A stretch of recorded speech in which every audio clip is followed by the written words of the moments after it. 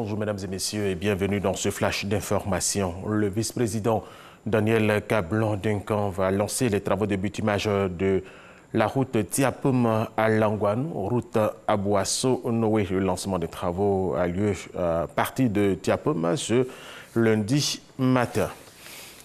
La campagne pour les élections régionales et municipales se poursuit sur l'ensemble du territoire ivoirien. Cette campagne prend fin jeudi prochain à minuit et les élections sont prévues le samedi 13 octobre.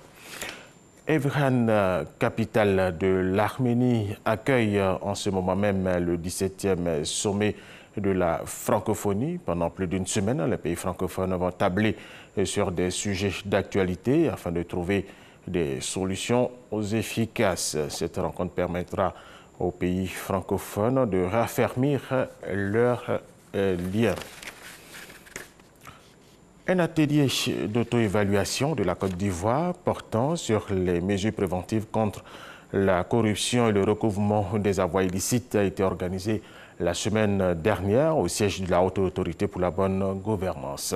Objectif, valider le rapport d'auto-évaluation et préparer la prochaine visite des pays examinateurs et de l'Office des Nations Unies contre la corruption. Olivier Irié, Sidonie Davila.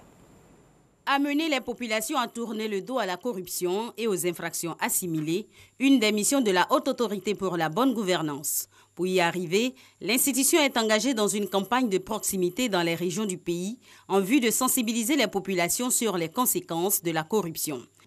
Nous sommes venus sur le terrain pour échanger avec vous, pour qu'ensemble on trouve la bonne conduite pour savoir comment lutter contre ce mal. L'initiative est appréciée par les populations locales. C'est une séance qui est bienvenue parce que la corruption gangrène toute la Côte d'Ivoire. Ça freine le développement. Si la population est imprégnée des missions de la Haute Autorité pour la bonne gouvernance, cela va conduire la population à mieux dénoncer ces corruptions. Le premier responsable de la campagne de sensibilisation pense pour sa part que la collaboration entre la Haute Autorité pour la bonne gouvernance et les ménages va aider à trouver une réponse adéquate à la question de la corruption en Côte d'Ivoire. La campagne de sensibilisation a pour objectif de changer les comportements.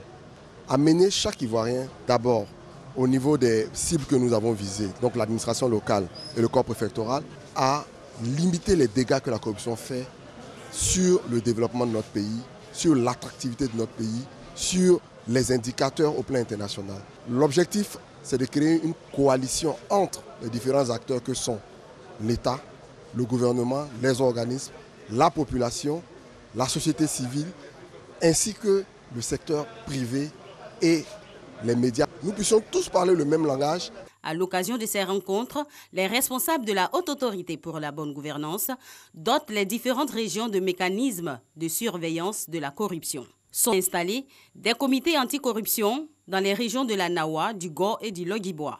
Les élus, les chefs de communauté, les agents de l'administration locale et les acteurs de la société civile sont membres de ces comités. Autre information, la force anti-djihadiste du G5 Sahel, qui tarde à se déployer en raison de problèmes de financement, a programmé ses opérations ce mois d'octobre. Selon la ministre française des Armées, Florence Parly, le nouveau chef d'état-major en charge de cette force est le général mauritanien Anena Ould Sidi. Rappelons que la force anti-djihadiste du G5 Sahel agit avec le soutien plein et entier de la force Barkhane. L'ancien vice-président nigérien Atiku Abubakar, âgé de 71 ans, a remporté hier dimanche la primaire du principal parti d'opposition au Nigeria, le Parti démocratique du peuple, PDP, et affrontera le chef de l'État, Muhammadu Buhari, à la présidentielle de février 2019. Il a obtenu 1532 voix, 2 fois plus que son principal rival, le gouverneur de l'État de Sokoto, situé au nord du pays. Son nom, Aminou Tambouwal, avec 693 voix. La convention nationale du PDP s'est tenue de samedi à dimanche dans la ville pétrolière de Port Harcourt, dans le sud-est du Nigeria. Et nous terminons avec cette information. Les États-Unis d'Amérique et la Corée du Nord se sont mis d'accord pour la tenue d'un deuxième sommet entre les présidents Donald Trump et Kim Jong-un le plus tôt possible, selon la présidence sud-coréenne. Les deux parties vont continuer à discuter pour fixer l'endroit et la date de nouvelles rencontres soutien. Par ailleurs, le secrétaire d'État américain Mike Pompeo qui était à Séoul. Et c'est la fin de ce flash d'information. Merci de l'avoir suivi.